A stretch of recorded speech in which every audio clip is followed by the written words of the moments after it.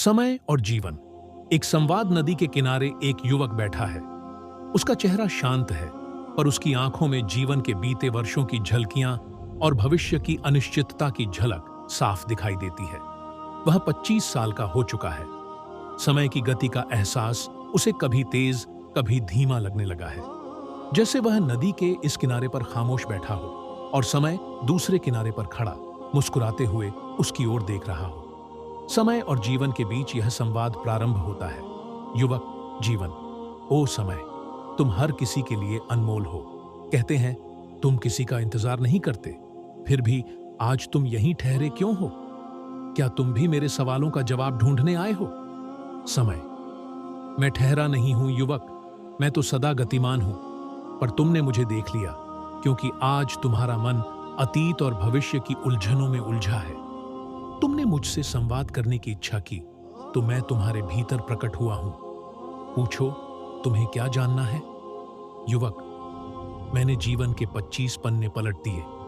हर पन्ना कहता है कि मैंने समय का सदुपयोग नहीं किया। अब मुझे डर है कि जो शेष पन्ने बचे हैं वे भी व्यर्थ न जाएं। बताओ समय, क्या मेरा जीवन, मेरे कर्म और यह यात्रा सब व्यर्थ है? समय: युवक: व्यर्थ कुछ भी नहीं। हर क्षण तुम्हें सिखाने आया है, पर क्या तुमने इन क्षणों को समझा है? याद रखो, जीवन एक पुस्तक है और हर पन्ना खाली आता है। तुम जो लिखते हो वही इसका सार बनता है। अगर बीते पन्ने तुम्हें कुछ सिखा सके तो समझो कि समय ने तुम्हें अमूल्य ज्ञान दिया। युवक: पर मैं क्या लिखूं? किस दिशा में चलूं? मेरी मंजिल क्या है? समय: युवक, यह जीवन एक यात्रा है और मंजिल तुम्हारे कर्मों में छिपी है।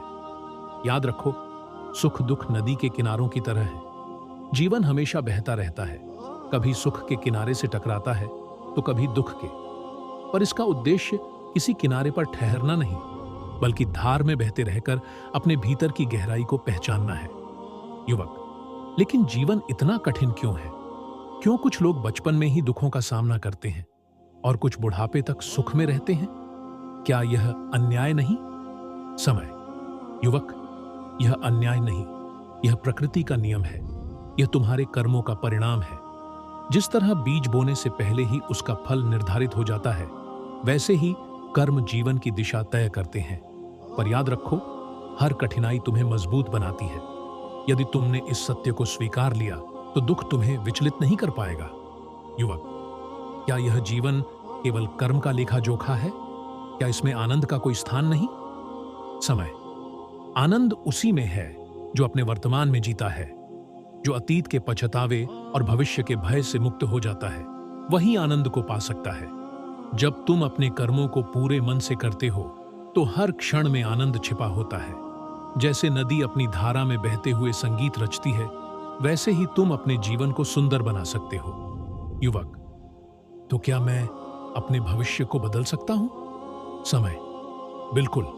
भविष्य का बीज तुम्हारे वर्तमान में है। जैसा कर्म तुम आज करोगे, वैसा फल तुम्हें कल मिलेगा।